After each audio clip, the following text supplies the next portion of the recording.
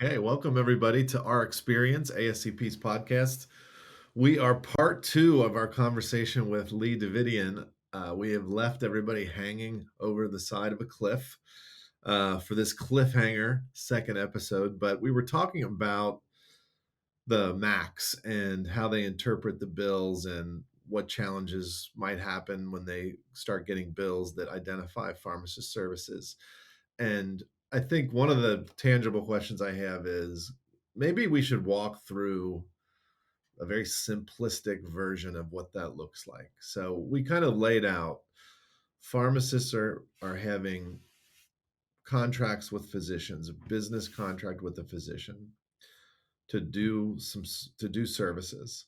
The pharmacist is doing those services, reporting that information to the physician's billing person or company. That billing person or company at that physician's office is submitting the bill to Medicare. Using the physician's billing Correct. number and Correct. MPI. So what is the real so and then obviously Medicare gets that bill and pays it or doesn't pay it. In that process, since it's mediated primarily by the physician, what does the billing what do they see that they would challenge on the bill?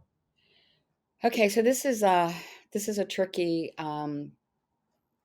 question because there's a lot of different opinions. And a lot of what I talk about, that's why on our first part one, I said this is the world according to Leigh Davitian. Doesn't make it wrong, it doesn't make it right. It doesn't mean it's fake news, because I do try to make sure that the majority of my answers are based on real life experiences and actual legal and regulatory research. So right now, part of the issues is to just make sure that the billing's being done under the physician's number. Now, of course, that's going to happen because most pharmacists, not pharmacies, but pharmacists do not have their own MPI number in which to bill Medicare. So, what they're looking at is to make sure that there is the proper complexity codes being used. Huge issue, which we could talk about in a second, but we'll just say they look at the codes, they make sure that there's proper documentation so that the pharmacist in the stead of the physician, which is incident two, is actually meeting the requirements of that said CPT code. So that would mean minutes and efforts put towards that patient to be able to embrace that particular code. And in this incident two example, it's done by minutes. 10, 15, 25, 35 minutes. And with each one of those CPT codes, you're going to have the people on the other side of Medicare kind of in the computer doing the billing analytics to make sure the documentation is there to support those codes. Okay. So, what the codes is something that I've heard a lot, and I have a very obviously um, limited view of billing. I never billed incident two. So, are the codes is who you are as a incident two person to that physician defining what codes you can use? I guess the obvious example is I can't use a surgical CPT code as a pharmacist billing incident to the physician. Correct. Correct. So, what codes in a pharmacist that's doing this business relationship with this physician that is um, doing their clinical services, are they limited to a set of codes? Where would they find those codes? What codes are effective? Okay. So, under the incident two billing mechanism under Medicare Part B, you have select codes that can be done low complexity, kind of mid complexity, and high complexity. And those codes are 99307, 99308, 99309, and 99310.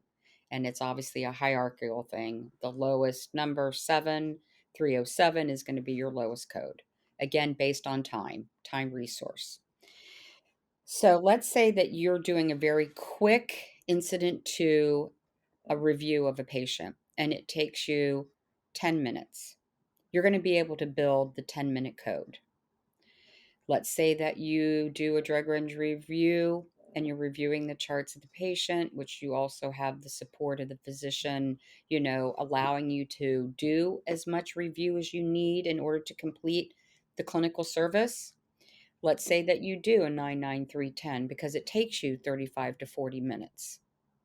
Then you would bill the higher complexity code. Here's the problem.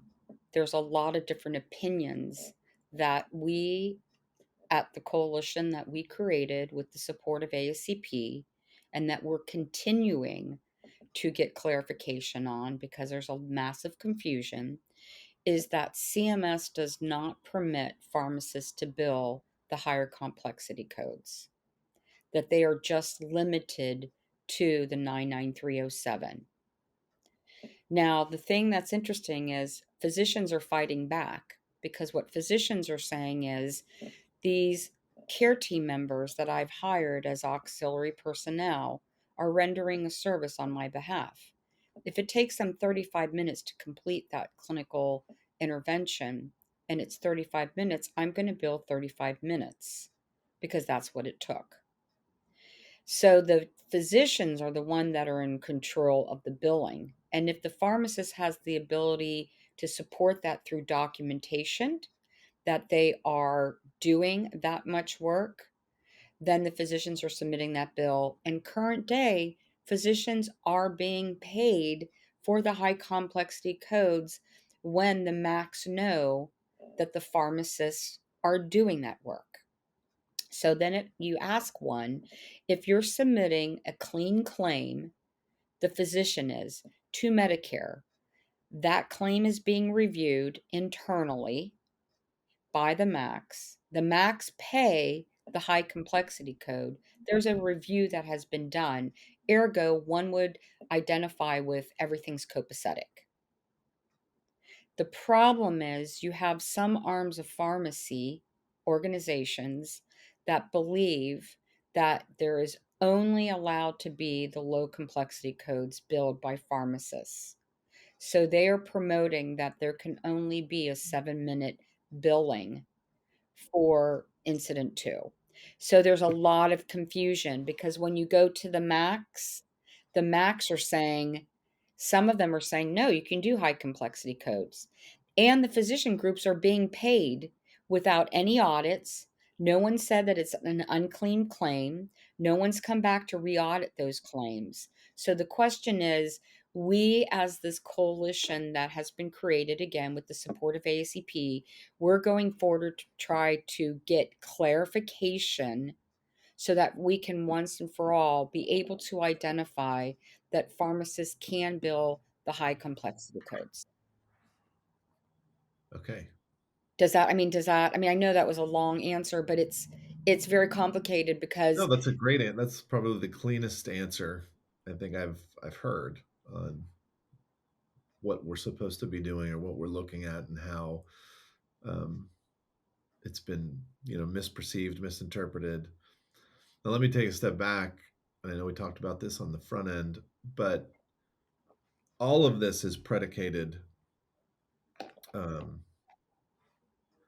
let me ask it a different way. There are limitations on any of those codes. I would assume I cannot bill even the low complexity code every single day of the month on a patient. There's correct, some rules around that. correct, correct. Are they hard and fast rules? Or are they just kind of, hey, you can't bill every day? Or So you have yes and no. So if you can prove that there's some type of incident that's taken place that dictates that that patient have a review, and now understand with general supervision currently in place under incident 2 because of the flexibilities, that doesn't mean that a physician can just go away and generally just pop in on occasion. They're technically still supposed to be managing what the incident to auxiliary personnel are doing. So correct? if a physician feels that a pharmacist is going above and beyond what is necessary, and to the point of not abuse, but just being a little bit exaggerated with their services, that managing supervising physician is going to pop in and say this is not necessary. Okay, so So good. let me give you some scenarios then that I feel like are again, I don't know of these scenarios, but in my past entrepreneurial head, this is what I would be thinking about. Okay. So I know we have general supervision until the end of this year, 2024. Um, Behavioral health has been granted, um, I think, general supervision Correct. indefinitely. Correct. So if I'm a pharmacist working at a nursing home Okay. and I am part of the behavior management team and I have a good relationship with the physician that takes care of the residents in that nursing home, and I develop this relationship where I'm going to help you manage the psychoactive medications that this patient has. So when I come in, generally that would be monthly. I'm going to see the patient. I'm going to evaluate the efficacy and the safety, and um, may make changes to their medications based on this contract that I have with you, physician. Correct. I can then bill for that service. Correct. And that can happen right now. Correct.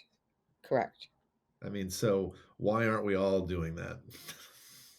Well, because technically, let's go back to, if this is an incident to event, you can only bill in the minds of many who are being kind of educated by some of the national pharmacy organizations and other ancillary groups that are tangentially involved, that you could only bill for the lowest. Well, regardless of it, if it's lowest. No, it's Chad. That's a huge problem. There's a lot of Well, people I know not doing. that's a problem, but let's just argue I can only bill the lowest. But every month when I sit down with the patient in the nursing home and I'm actively managing their behavioral medications, I can bill for a 7-minute code. Correct. Now, granted, in all likelihood, I'm probably, at least on occasion, going to spend much more than 7 minutes, Correct.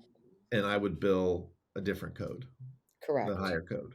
Correct. But what you're saying is right now I could do that. Correct. Correct. And I'm saying, why aren't we doing that?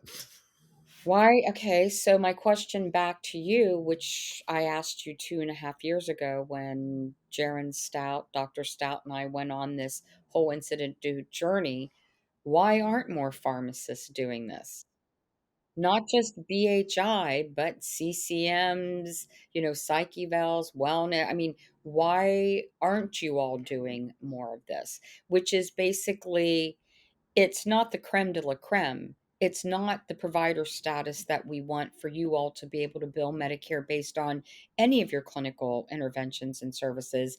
But again, it's baby steps. So the question is it that pharmacists don't want to do it because they're being told they can only bill the lowest complexity code? So I hate to be blunt, but is it because it's not worth their time, nor do they have the ability to do and be able to financially thrive on a 7-minute billing?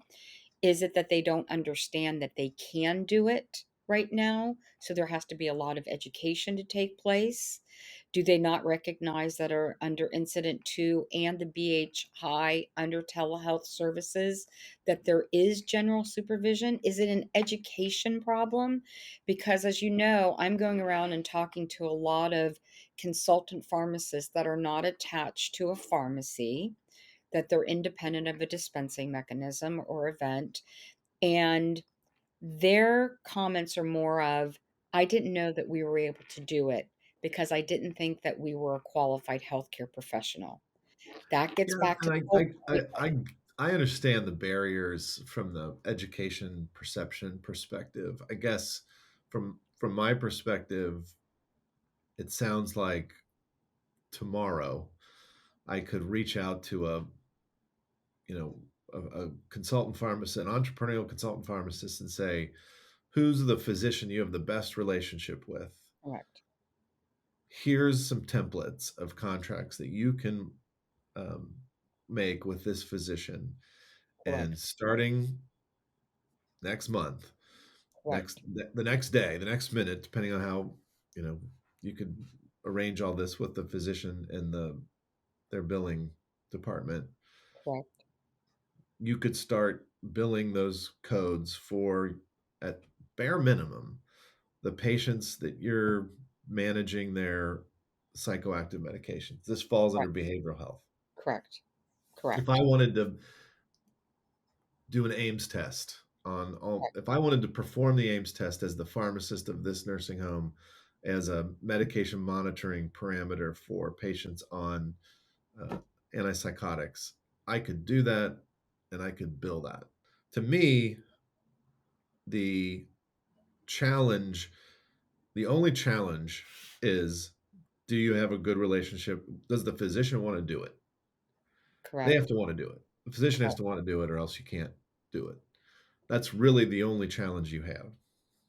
Okay, so yes, I apologize, I did jump ahead. So let me explain to you about consultant pharmacists having to get a better relationship with the medical director or the doctor that is in charge of that patient and Well, I whatever. mean, I'm not just respond from the perspective like if I have a ton of those. So all you're saying is Ton all of what? What do you have a ton of I have a those? ton of Oh, great relationships with physicians. okay, so you have a ton of great relationships with So physicians. if you have those relationships with physicians and now you're armed with this business agreement and you can sit down with that physician and explain that business agreement. Here's what I'm going to do for you. Here's the agreement. Here's how your team is going to bill for it. That's the only challenging piece here. There's no other challenging piece. Well, let's go even but let's go a little backwards even from you where you're going. You might have a great relationship with that physician or that medical director, but they're going to come back to you and say, either myself or my medical group do not believe that pharmacists can be a part of incident two. It can't be done.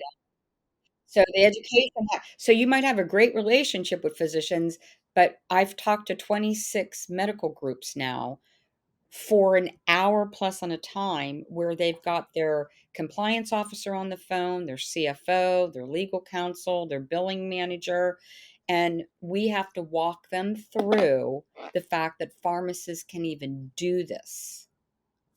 So that's the biggest hurdle, Chad. Having the I get relation that. Yeah, I mean, having the relationships, I know that consultant pharmacists are really good of being able to nowadays interact in a very positive way with physicians, and that physicians recognize the skill set you have. The problem they come back with 10 out of 10 times, well, actually, take that back, 18 out of 18 times, the medical group comes back and says, "We're totally interested, Chad, to do this with you. But guess what? You can't do this as a pharmacist. Right. You can't But, do but that's this." not true. I mean, Correct, that but just has that's to be where educated. the educate. Sure. So really, the biggest hurdle for me is the education of the medical groups No, and having to. I know that again. That's the big. But once we get past that, then you explain to them, I don't need a collaborative practice agreement. There's just a business agreement because technically you're hiring me as a 1099, Right. someone to be a part of your team. I'm an auxiliary personnel under a 1099. So we need to have a business agreement put into place Yeah. that explains that we're going to meet all the requirements of incident two, that I'm going to stay in my lane, and here's what I'm going to do as a pharmacist. That's what you need. Once that's put into place, then someone has to make sure that the billing company or the billing manager of that physician practice understands that the pharmacist is not going to be billing for these services. The pharmacist is going to be reporting all the documentation, and then it's the responsibility of the physician to bill on behalf of that pharmacist. Correct. So then you educate the medical group, they get it. and then you educate the billing staff to make sure they get it. And then once that happens and you have a business agreement in place, the pharmacist can go off and do what they can as long as they're doing it under the 7 requirements of the incident 2, requirements, like not Right. being in the facility at the same time as the physician, looking or reviewing the same patient's charts, making sure there's some level of supervision, that's management that's going on, making sure that they're not identifying new problems. Pharmacists can't necessarily, establish new problems. It has to be Yeah. incident to the treatment plan that was established by the physician. Those are the hurdles, and they're not insurmountable, but they can't always be done just by the consultant pharmacist, because the medical group needs to understand that legislatively, or in this case, regulatorily, they can do it. And we've not had a single medical group not move forward after it's been explained to them. But the pharmacists I do mean, need I some think help with so. that. At that point, again, we're getting into the weeds of what your challenges are, but what we've established is that you can do this. You can be a consultant pharmacist, and you are allowed to have a business relationship with the physician, manage, and I'm going to keep using this, the behavioral health, the psychoactive medications of the patients in your nursing home, and bill for it through that relationship with that physician.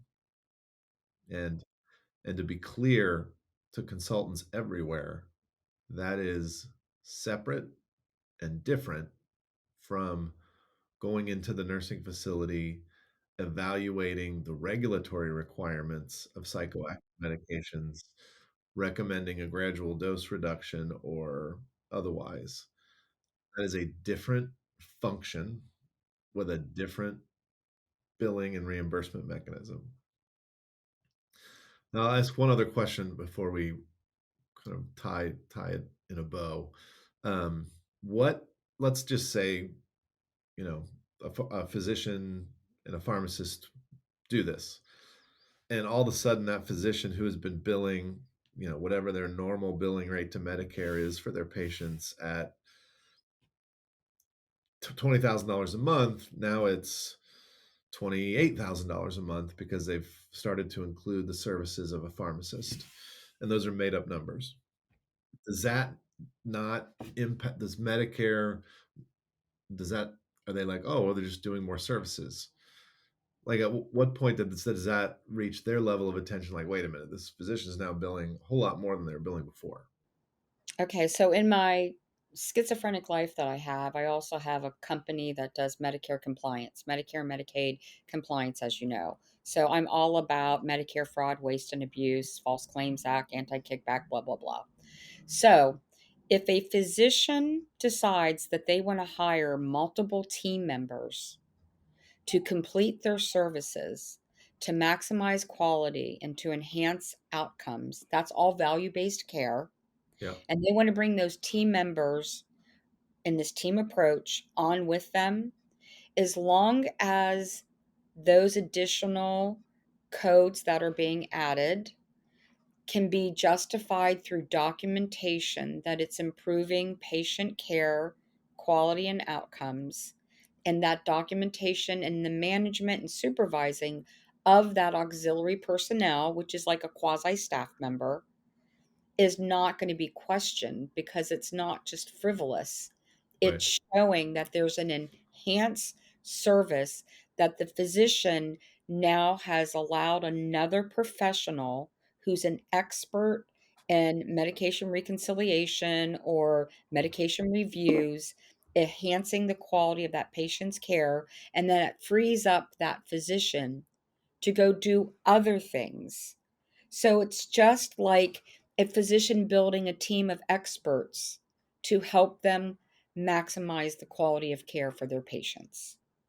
Now, if you start billing the highest codes every single time, many times with minimal documentation, and then there's no, you know, potential supervision, then yeah, you're going to get some pushback potentially. Well, and I would also assume, one physician can't oversee 1,000 ancillary practitioners working for them billing incident two, because Correct. that's also impractical, and the supervision couldn't possibly be done. Correct. But you That's a also, limiter on their side. right. But then also realize that mid-level practitioners like PAs and NPs can also be a supervisory tool to the auxiliary personnel. Yeah, So the physician doesn't necessarily have to be the right. supervisor or manager. It can also be delegated to their mid-level practitioners that have higher qualifications to supervise auxiliary personnel. Does that make sense? It does.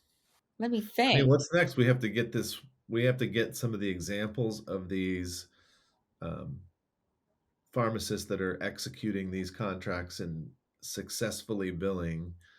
We need to get probably people all through that ecosystem in front of more of our pharmacist members, so that they feel comfortable doing it and that they can pull along their good contacts that they have with physicians when those challenges come up.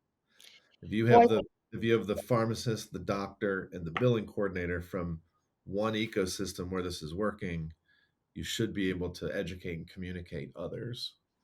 And obviously, there's more than one example. yes. So I think, based on ASCPs being gracious to allow some of those, innovative pharmacists to come together this past week, is really an education process that needs to take place, because it is a very scary proposition to kind of take this risk to all of a sudden be kind of partnering with the physician and rendering services independent and then technically billing for those services. This is all new for pharmacists. So bringing together innovators, which ACP again is being very supportive, that I go out there and a number of others, is to get these examples of people that are doing it and to figure out the hurdles that they ran into, how they got over those hurdles. Maybe they didn't and stopped, but the ones that are successfully out there, and there are successful ones out there, bringing them all together so that we could try to figure out a template to put into place, a toolkit, a how to. But I think it's going to take a little bit of nurturing of these consultant pharmacists willing to kind of go on this incident 2 ride, this BHI ride, because it is a little confusing and they have to have an understanding of how to sell it to their partners, to the physicians. So that's kind of what we're doing right now. But the other thing that we're doing, again, with ACP being supportive, is we're going around to all these different medical associations and talking to them, the American Psychiatric Associations. We're talking with nurse practitioners. We're talking with oncologists. We're talking about primary care physicians, talking with them, family physicians, about how they can partner with pharmacists to help them through the pharmaceutical side, the pharmacy services side of their patients, and how they can partner with them in a formal way. So, educating consultant pharmacists, educating even long term care pharmacies, because I know we don't have time now to talk about how long term care pharmacies can take advantage of Incident 2, but they can. And then educating pharmacy organizations and medical groups. And my goal is, Chad, that a number of national pharmacy organizations will coalesce with our efforts and kind of create a collaborative to try to figure out how we can get more pharmacists, no matter where they practice, to recognize that Incident 2 is alive and well. And then if I can wrap it up, because I know we're going to be ending, is the other thing that I'm very excited about, having been a part of legislative and regulatory and legal affairs within the pharmacy and pharmacist world, especially to be able for you guys to get provider status. As we all know, the ECAPS legislation hopefully is going to come to a positive end. Fingers crossed at the end of the year. It's going to be a big first step I love it. It's very positive. It's not ultimately what we would hope for, but I'm more excited about what's going on in the states. And that's what I write about in the senior care pharmacist policy column is Congress is important, but I hope that your audience will take advantage at and look at these progressive, and I don't mean progressive in a political sense because that word's a little dirty right now, but in a innovative way. Look at these innovative states that are allowing Medicaid to have provider status. And although it is Medicaid, Medicaid is a payer that does not pay a lot. It allows in certain states pharmacists to be mid level practitioners and they can freely bill for their clinical services. That's really exciting. And that's separate from incident two. So, anyway, a little plug out to the states. All right. Well, thanks So, everybody for listening and watching. Thanks, Leigh, for being on and giving us absolutely. the primer on billing. Look for ASCP to be working with pharmacists that are doing this and getting information out on how you too could also be part of this and start doing this in your practice. So, thanks everybody. We'll see you next time on Our Experience. Have a good one. Thanks, everyone. See ya.